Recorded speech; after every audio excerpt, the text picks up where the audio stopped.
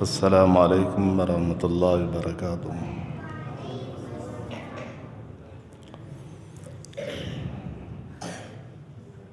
الحمد للہ رب العالمین،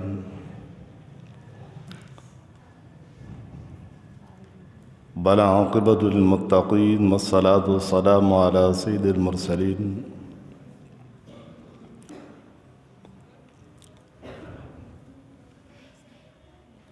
اما بعد فاعوذ باللہ من الشیطان الرجیم۔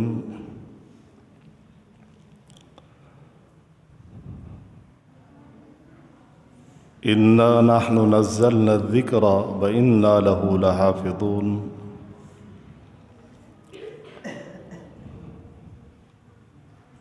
رب اشرح لی صدری ویسر لی امری واحلل عقدۃ من لسانی یفقہوا قولی۔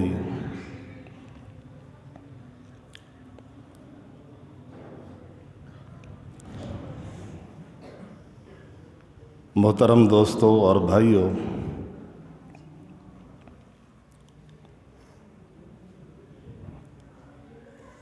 آج کی اس بابرکت محفل کے حوالے سے آپ کو معلوم ہوگا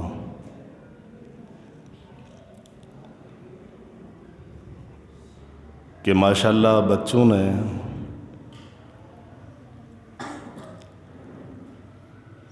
مکمل قرآن مجید حفظ کیا ہے۔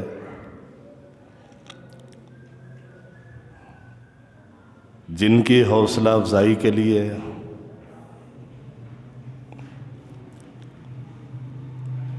آج ہم سب یہاں جمع ہیں۔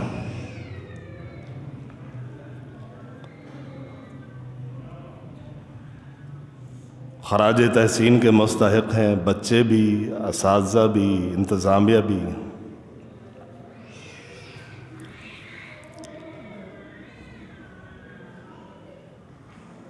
حق تو مہمانوں کا ہے،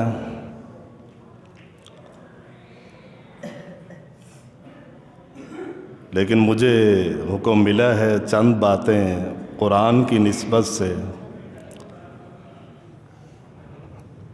آپ کے سامنے کرنا چاہوں گا، اس دعا کے ساتھ کہ اللہ رب العالمین ہم سب کو سننے سنانے کے بعد عمل کی توفیق دے۔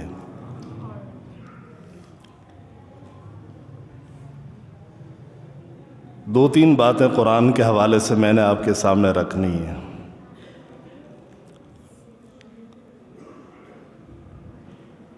جس میں پہلی بات یہ ہے،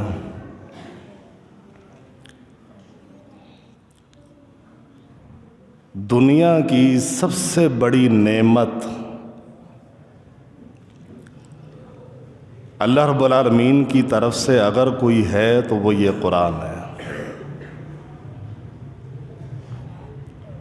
سب سے عظیم نعمت ہے۔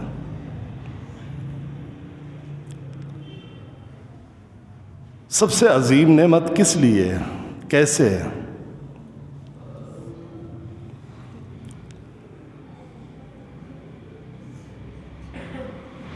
کہ اگر یہ قرآن جیسی نعمت جس کو ہدایت کہا گیا، اگر یہ کسی کے پاس ہوگی تو اس کے پاس دنیا کی جتنی نعمتیں وہ نعمت بن جائیں گی، اور اگر قرآن نہیں ہے، یہ ہدایت نہیں ہے، دنیا کی جتنی نعمتیں آپ کے پاس ہیں، آپ کے پاس صحت ہے، آپ کے پاس پیسہ ہے، آپ کے پاس بچے ہیں، اولاد ہے، اگر قرآن نہیں ہے، ہدایت نہیں ہے تو وہ نعمت نہیں ہے۔ اس لیے میں نے پہلی بات یہ کہی کہ سب سے بڑی نعمت اللہ کی اگر کوئی ہے تو قرآن ہے۔ سورہ الرحمن آپ پڑھتے ہیں، سب کو پتہ ہے اللہ کی نعمتوں کا ذکر ہے۔ الرحمن علم القرآن، سب سے پہلے کس نعمت کا ذکر کیا؟ آگے پوری صورت میں نعمتیں ہیں۔ تو پہلی بات یہ ہے کہ دنیا میں جتنی آپ کے پاس نعمتیں، اگر ان کو نعمت بنانا ہے تو پھر قرآن جیسی کتاب اور نعمت کو اپنے اندر پیدا کرنا پڑے گا، اس سے تعلق جوڑنا پڑے گا، اس سے رابطہ رکھنا پڑے گا۔ پہلی بات۔ دوسری بات یہ ہے، اس قرآن جیسی کتاب کا تعلق جس سے بھی جڑ جائے وہ عظیم ہو جاتا ہے۔ آپ دیکھ لیں، مہینے کو دیکھ لیں، رات کو دیکھ لیں، جو ان کو حفظ کر لیتے ہیں حافظ، ان کو دیکھ لیں، جس نبی کو ملے ان کو دیکھ لیں، جس امت کو ملا اس کو دیکھ لیں۔ جس کے ساتھ بھی اس قرآن کی نسبت جڑے گی وہ عظیم ہوگا۔ سیدنا عمر کے دور میں ایک غلام کو ایک علاقے کا گورنر بنایا تو سیدنا عمر نے یہ حدیث پڑھی تھی کہ ان اللہ یرفع بہذا الکتاب، اللہ کے رسول صلی اللہ علیہ وسلم نے کیا سچ فرمایا، یہ وہ کتاب ہے جو قوموں کو عروج اور عزت دیتی ہے اور کئی لوگوں کو یہی کتاب ذلیل اور رسوا کر دیتی ہے۔ ایک غلام تھا، ایک علاقے کا گورنر بنا دیا، کیوں؟ قرآن جانتا تھا۔ تو اگر اپنے آپ کو عظیم بنانا ہے، عزت والا بنانا ہے، مقام والا بنانا ہے، تو پھر اپنا تعلق قرآن سے جوڑیں، اس سے تعلق رکھیں۔ یہ دوسری بات ہے۔ تیسری بات جو میں سوچ کے آیا تھا، یہ جو ماشاءاللہ چھوٹے چھوٹے بچوں نے حفظ کیا ہے، قرآن کریم کی ایک امتیازی صفت ہے جس کی ذمہ داری اللہ نے حفاظت کی لی ہے۔ قرآن کے علاوہ کوئی کتاب نہیں ہے جس کی ذمہ داری اللہ نے حفاظت کے حوالے سے لی ہو۔ تو میں اسی حوالے سے سوچ کے آیا تھا، اللہ نے حفاظت کس طرح کی، کیسے کی؟ 4-5 باتیں آپ کے سامنے رکھنی ہیں، اگر توجہ ہوگی تو سمجھ میں آئے گی، ہو سکتا ہے تھوڑی مشکل ہوں۔ اللہ رب العالمین نے جب قرآن کی پہلی شکل حفاظت کے حوالے سے قرآن اتارنا شروع کیا، وحی الہی اترنے لگی، شریعت محمدیہ آنے لگی، اس سے پہلے یہ سسٹم تھا، شیاطین اوپر جاتے تھے آسمان پہ اور کچھ نہ کچھ وہاں سے سن کے آتے تھے، نیچے اپنے چیلوں کو، نجومیوں کو، کاہنوں کو بتاتے تھے اور پھر وہ آگے فارورڈ کر دیتے۔ جیسے اللہ نے قرآن اتارنا شروع کیا تو اس بات پہ پابندی لگا دی۔ پہلی شکل سورہ جن میں، جن کہتے ہیں ہم اوپر گئے، دیکھا تو پہرے لگے ہوئے، ہم سمجھ گئے کوئی بڑا کام ہونے والا ہے، اس سے پہلے تو کوئی پہرے نہیں تھے۔ واپس آئے، تلاش کرنے لگے دنیا میں کیا ہوا ہے۔ حجاز میں گئے، دیکھا تو آپ صلی اللہ علیہ وسلم فجر کی نماز پڑھا رہے ہیں، اور وہاں جا کے جب تلاوت سنی اس کے بعد جنوں نے کہا انا سمعنا قرآنا عجبا، یہ ہے وجہ جس کی وجہ سے اللہ نے آسمانوں پہ پہرے لگا دیے، آج کے بعد کوئی شیطان اوپر جا کے کچھ نہیں سن سکتا۔ پہلی شکل اللہ نے حفاظت کیسے کی ہے۔ پھر جس کے ذریعے سے اتارا، قسمیں کھا کر اس کی صفات بیان کی، جبرائیل امین، وَإِنَّهُ لَقَوْلُ رَسُولٍ كَرِيمٍ ذِي قُوَّةٍ عِنْدَ ذِي الْعَرْشِ مَكِينٍ مُطَاعٍ ثَمَّ أَمِينٍ، فرشتوں کا سردار، اللہ نے قسمیں کھائی، قسمیں کھانے کے بعد یہ الفاظ کہے کہ باعزت پیغام رسا کا قول ہے. جب وہ لے کر آئے بتایا تو ان کا قول ہو گیا. ذی قوت عند ذی العرش مکین، یہ فرشتہ قوت اور طاقت والا ہے، عرش والے کے ہاں عزت والا ہے. اس کی فرما برداری ہوتی ہے، امانت دار ہے. اللہ نے اوپر پہرے بٹھا دیے. دوسرے نمبر پر جس پیغام رسا کے ذریعے سے بھیجا اس کی یہ صفات بیان کر دی کہ یہ وہ فرشتہ ہے جو پوری امانت داری کے ساتھ پیغام کو نبیوں تک پہنچا دیتا ہے. طاقت والا ہے، قوت والا ہے. اور جس نبی کے پاس آیا یہ پیغام، تیسرا پہلو، لا تحرک بہ لسانک لتعجل بہ ان علینا جمعہ وقرآنہ. اللہ نے اپنا کلام اتارا محمد صلی اللہ علیہ وسلم پر. آپ صلی اللہ علیہ وسلم کا انداز یہ ہوتا تھا جب بھی وحی آتی تو جلدی جلدی پڑھنے لگتے. اللہ نے قرآن میں فرمایا کہ اپنی زبان کو حرکت نہ دیں، جلدی نہ کریں.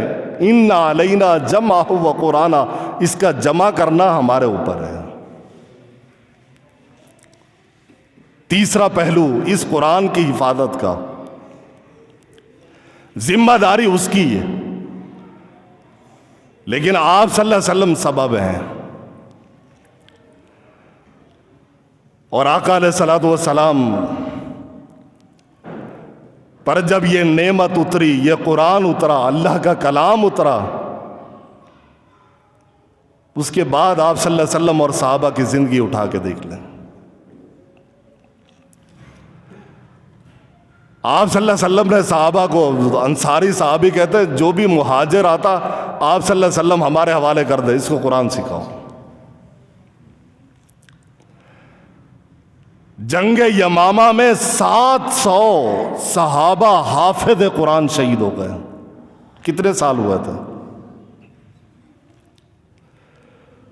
زندگی کا مقصد یہی تھا جیسے مسلمان ہوتے قرآن سیکھنا ہے. اللہ رب العالمین تدریجاً اتارتے رہے اور اللہ کے رسول صلی اللہ علیہ وسلم سناتے رہے، نماز میں پڑھاتے رہے، تلاوت کرتے رہے، سارے صحابہ یاد کرتے رہے. اور کتنا عرصہ گزرا تھا، 700 صحابہ شہید ہو گئے جنگ یمامہ 11 ہجری میں. اور ایسا نہیں تھا جیسے آج ہمارے ہاں استاد ہیں، ایک کلاس ہے، ایک ٹائم ہے، نماز میں آپ صلی اللہ علیہ وسلم پڑھ رہے ہیں، سیکھ رہے ہیں، اس کے علاوہ صحابہ سے سیکھ رہے ہیں، بیٹھے ہوئے کلاس لگی ہوئے قرآن سیکھ رہے ہیں. اور یہی سب سے بڑی وجہ تھی، یہی سب سے بڑا سبب تھا. یہ ایک حفاظت کا طریقہ ہے، سب سے بڑا سبب یہی تھا ان کو عزت اور مقام دنیا میں ملنے کا.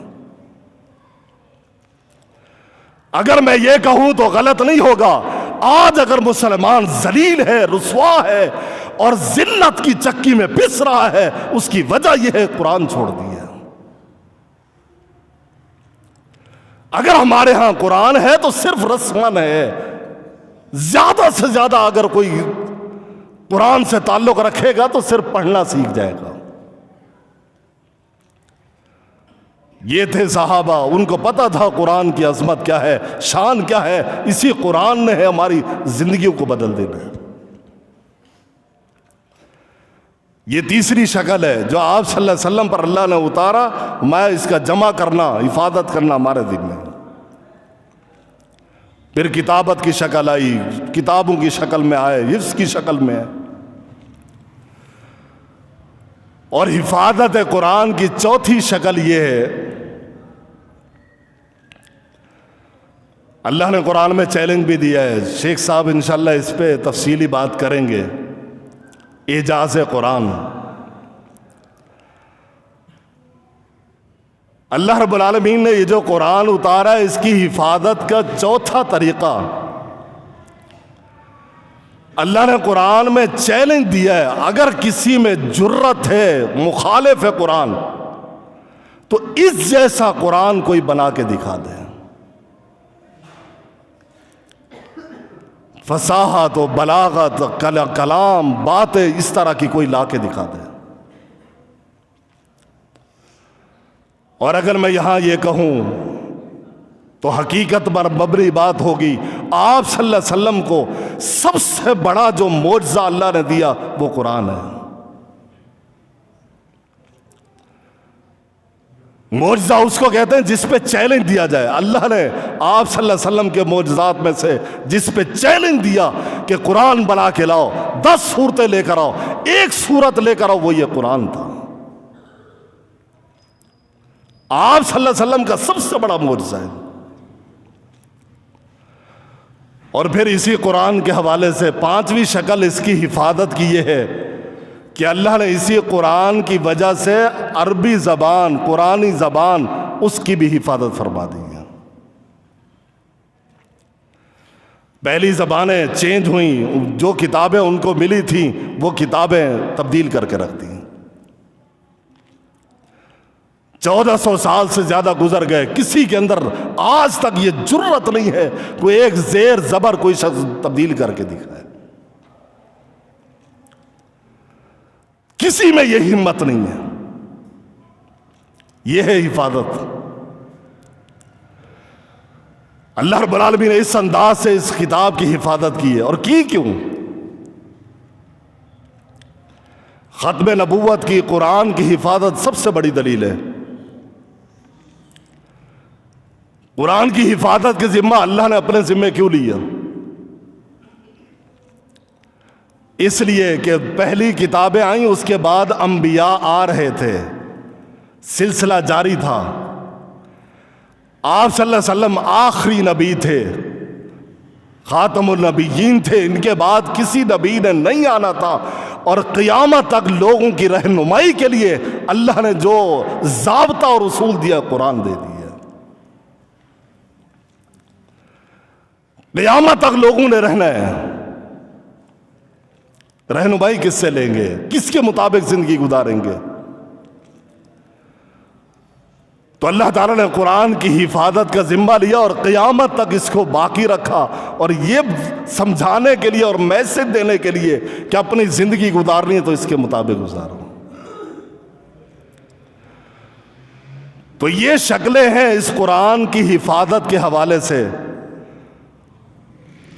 اور پھر یہ پہلو سامنے رکھتے ہوئے میں یہ بات کہوں گا، اگر کوئی شخص یہ چاہتا ہے کہ میری حفاظت ہو، میری حفاظت ہو، تو پھر آئیے اس قرآن کی حفاظت میں اپنا حصہ ڈالیے، سیکھنے کے انداز میں اولاد کو سکھائیں، گھر میں پڑھیں، سیکھیں، اس کو ترجمہ پڑھیں، اس قرآن کی حفاظت میں اپنا حصہ ڈالیں۔ اور اگر آپ کا حصہ اس قرآن کی حفاظت میں نہیں ہوگا، آپ کی حفاظت کی کوئی گارنٹی نہیں ہے۔ اور یہ قرآن ایسا دوست ہے، ایسا دوست ہے، نہ زندگی میں ساتھ چھوڑتا ہے، نہ قبر میں ساتھ چھوڑتا ہے، نہ حشر میں ساتھ چھوڑتا ہے، حتیٰ کہ اپنے پڑھنے والے کے لیے، اپنے ساتھی کے لیے، اپنے دوست کے لیے جب تک جنت میں نہیں پہنچائے گا اس وقت تک ساتھ نہیں چھوڑے گا۔ یہ قرآن ہے۔ اس عظمت اور شان کو دیکھتے ہوئے میں یہی کہوں گا، اس قرآن کو اپنا دوست بنائیے، اس سے اپنا تعلق جوڑیے،